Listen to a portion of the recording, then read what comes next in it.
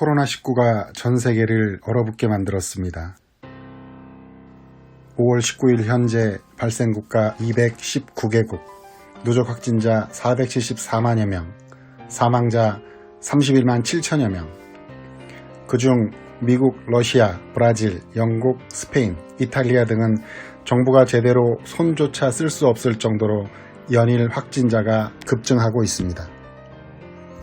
문제는 통계조차 제대로 내지 않고 있는 이웃나라 일본입니다. 도쿄 하계올림픽 개최를 통해 새로운 경제적 도약을 꿈꿨던 정부는 코로나 직격탄을 맞고 모든 것을 감추기에 급급한 모습입니다. 모든 것을 투명하게 공개하며 진행하는 대한민국의 검사 건수 대비 확진율이 1.5%인데 반해 제대로 통계조차 내지 않는 일본은 무려 6배에 달하고 있는 것입니다. 이 상태로 올림픽이 치러진다고 가정하면 세계의 각국 선수들은 코로나와 싸워야 되는 형국이 될 것입니다. 그로 인해 결국 신종 코로나 바이러스 감염증 확산으로 올해 7월 24일 개최 예정이었던 도쿄올림픽은 1년 연기되었습니다.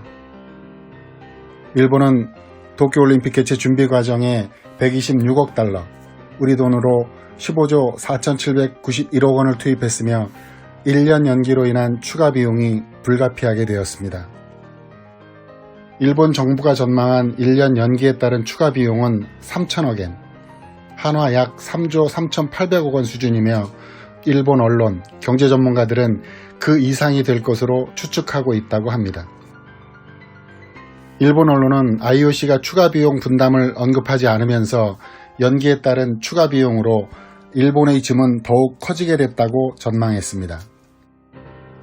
올림픽을 통해 경제 부활을 꿈꾸며 돈 좀 벌어보겠다고 생각한 아베 정부는 코로나19 백신이 상용화 되지 않으면 내년 올림픽도 치룰 수 없다는 IOC와 여론에 골머리를 앓고 있다고 합니다. 코로나 전국을 따지지 않더라도 유럽 및 미주 등지에서 동양인에 대한 인종적 차별이 간간히 있어 왔습니다. 배낭여행을 하던 한국인 여성들이 조롱을 당하고 길을 걷던 동양인이 이유 없이 폭행당하는 일이 있었습니다. 백인 우월주의에 빠진 일부 서양인들은 중국, 한국, 일본 등 국적을 가리지 않고 동양인이라는 이유만으로 인종차별적 언행을 일삼곤 했습니다. 거기에 코로나19가 터지자 중국인을 포함한 동양인에 대한 혐오와 인종차별은 도를 넘기 시작했습니다. 캐나다에서는 신종 코로나 바이러스 감염증 확산 후 아시아계를 대상으로 하는 증오범죄가 잇따르고 있습니다. 캐나다 밴쿠버 경찰은 지난달 13일 밴쿠버 시내에서 벌어진 아시아계 대상 증오범죄와 관련된 폐쇄회로 영상을 공개하면서 사건의 가해자를 지명수배한다고 밝혔습니다. 경찰이 공개한 이 CCTV 영상에는 20대 중반으로 보이는 백인 남성이 자신보다 체구가 훨씬 작은 한 젊은 아시아계 여성에게 다가가 갑작스럽게 주먹으로 얼굴을 때린 뒤 버스를 타고 달아나는 모습이 담겨 있습니다. 경찰은 코로나19 확산 이후 밴쿠버에서 아시아계를 겨냥한 증오범죄가 늘어나고 있다고 전했습니다. 특히 올해 발생한 아시아계 대상 증오범죄 20건 가운데 16건은 코로나19가 세계적으로 확산한 3월과 4월에 발생했다고 합니다.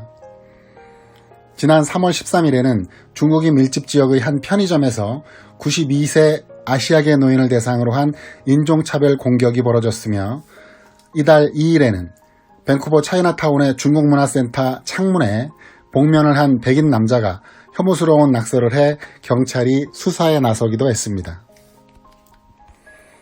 그런 과정에 캐나다에 거주하는 어느 한국 여성은 자신은 중국인이 아니라는 것을 알리기 위해 태극기가 그려진 티셔츠를 입고 마트에 갔는데 거기서 놀라운 일이 벌어졌습니다.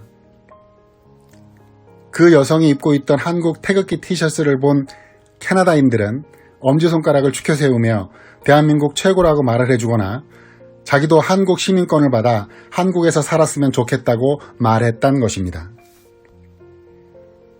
우리가 늘 선진국이라고 믿고 있었던 부러워했던 나라 사람들이 이제는 대한민국을 경애와 선망의 눈으로 쳐다보고 부러워하고 있다는 사실입니다.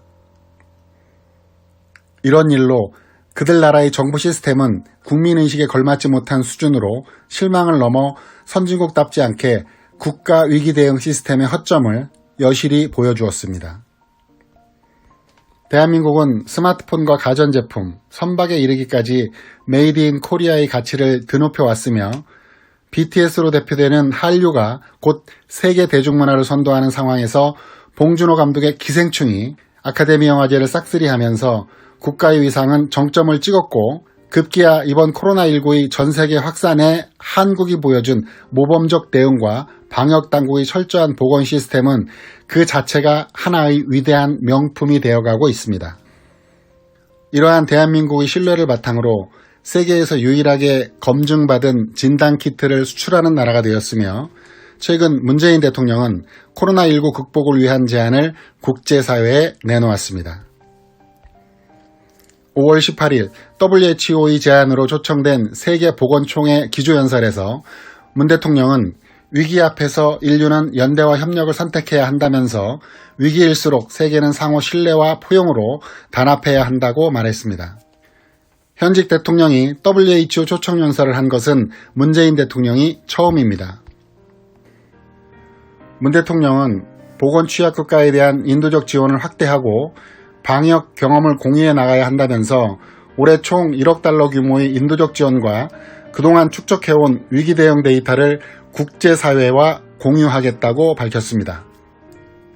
이어 문 대통령은 백신과 치료제 개발을 위해 국경을 초월해 협력해야 한다고 강조하기도 하셨습니다. 문 대통령은 백신과 치료제는 인류를 위한 공공재로 전 세계에 공평하게 보급되어야 할 것이라며 한국은 세계 백신연합, 글로벌 펀드, 국제의약품 구매기구, 국제백신연구소의 공여국으로 참여하고 있고 올해부터 감염병 혁신연합에도 가입할 예정이라고 소개했습니다. 또한 문 대통령은 한국은 코로나 피해를 가장 먼저 입은 나라 중 하나였기에 공격적인 바이러스에 대응하는 해결책을 빠르게 찾아내야만 했다며 도전과 위기의 순간 한국 국민들은 개인의 희생을 담보로 한 담대한 선택을 했다. 개개인이 가지고 있는 자유를 모두를 위한 자유로 확장시켰다고 말했습니다.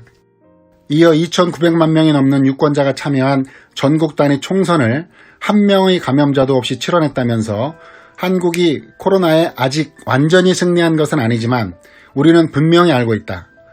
정부를 공유하고 협력하는 힘이야말로 바이러스가 갖지 못한 인류만의 힘이라고 강조했습니다. 우리 국민들의 연대 활동으로 자발적 마스크 착용, 사회적 거리두기 참여, 의료인들의 자원봉사, 시민들의 나눔 등을 예로 들으셨습니다.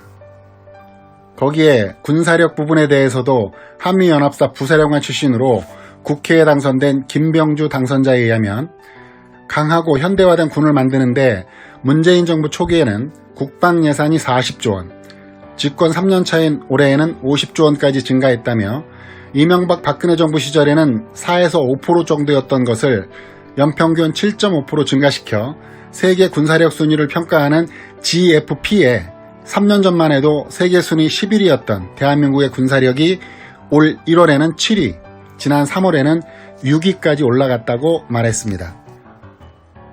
문재인 정부는 군사력 증강을 바탕으로 한 힘을 통한 평화가 자칫 남북 화해 기조와 충돌하는 것 아니냐는 우려에 얼핏 보면 힘과 평화는 다른 개념 같지만 사실은 같은 개념이며 힘이 있어야 평화가 이루어지는 것이고 힘이 없으면 평화는 사상 누각에 불과하다란 대전제 하에 큰 틀에서 보자면 문재인 정부의 힘을 통한 평화는 남북 화해 기조를 더 가속화시킬 수 있다고 말했습니다.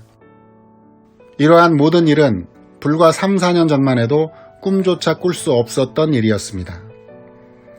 이것은 우리의 자랑스러운 대통령과 국가의 위기 앞에 개인의 안위를 과감하게 던지는 존경하는 의료진, 그리고 경이롭고 슬기로운 대한민국 국민 여러분들이 만들어낸 위대한 역사적 결과입니다. 이제 우리는 대한민국을 정면에 두고 마음껏 만세를 불러도 됩니다.